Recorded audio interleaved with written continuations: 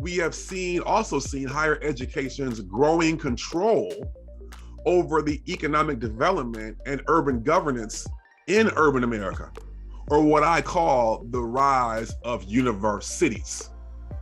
And quite frankly, with this new landscape, there is a cost to those who live in the shadows of these ivory towers. We often think about the core institutions of democracy, and we think about independent courts, how important an independent judiciary is. We think about the role of a vibrant and effective and well-informed media and an unbiased media. We think about competitive politics. So we think about these as the core institutions that determine the quality of our democratic life.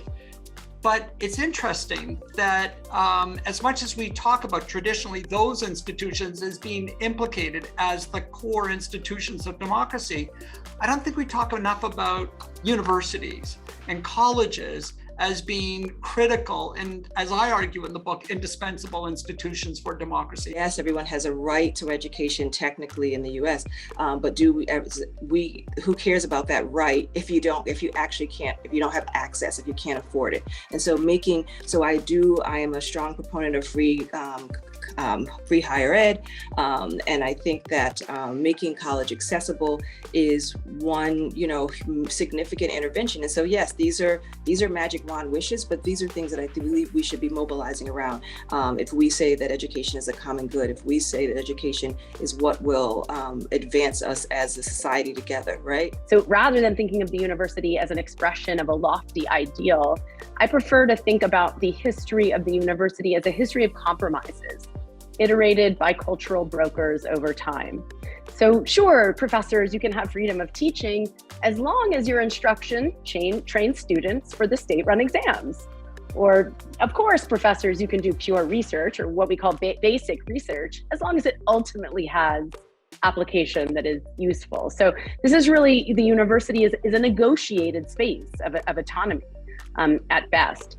There's an important feeling that is sometimes very questioned in contexts that are maybe exploring design for the first time, which is the hunch.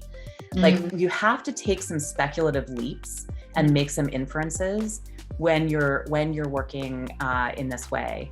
And we always want to test those out, right? We don't want to stay in the realm of hypothesis, and that's why we often build prototypes and then test them and get tons of feedback and realize, oh, we were wrong. But to get to that stage, you have to take that leap.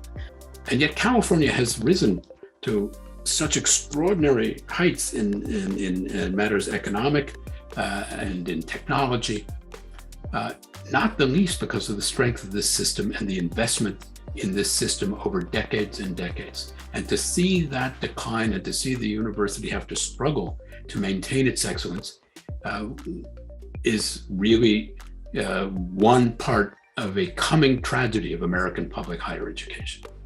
And for places like Duke and Harvard, Chicago, Stanford, if the great public universities of the United States decline, as they surely will if this trend continues, then the private universities will also decline in part. A lot of these battles are over who gets to have the bachelor's degree and therefore what institutions get to offer the bachelor's degree. So the academic engineers were very clear. They thought that very few institutions should offer that degree, and that simply the current state of affairs was terrible. They thought there were way too many colleges and universities in the United States. They thought that most of them should go away. They thought it was an incredibly inefficient system. That was their token, that word, efficiency and inefficiency. They kept saying it over and over and over again. I don't know that they knew what it meant, but they kept saying it.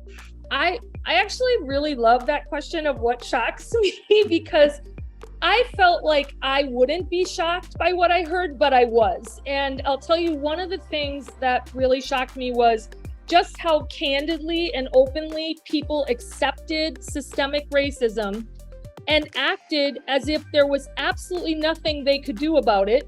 And so that was one thing. I thought, my my gosh, how are you just sitting there not doing anything about it when you know it exists? You know, where we're challenged is actually the rate of change is compressing, right? Before you would have a breakthrough change and then there was 30 years to figure it out and ingest it and figure out the training, and then people would be able to partake in the training.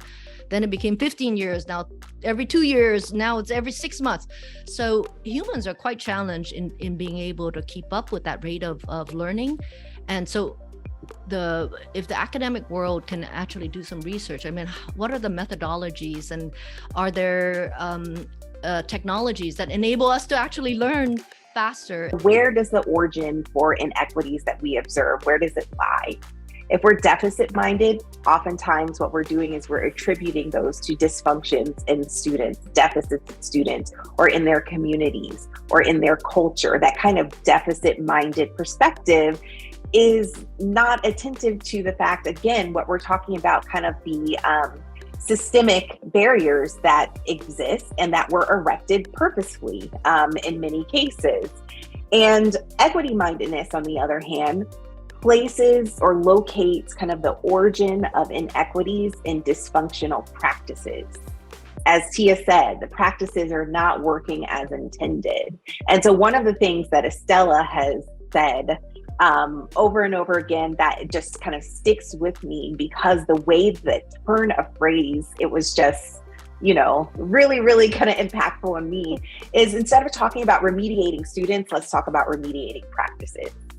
Our messaging has to be so different to reach a broader audience within this and get out of this us and them and this combative nature that we have when it comes to even talking about equity and racial equity and having these deeper discussions. I just was just really trying to hone in on the fact that there's enough. We don't, just because I want something, or I want to focus on equities and I want to have these deeper conversations, doesn't mean that I'm taking anything away from you or your family or your work. It is about us thinking about the public good.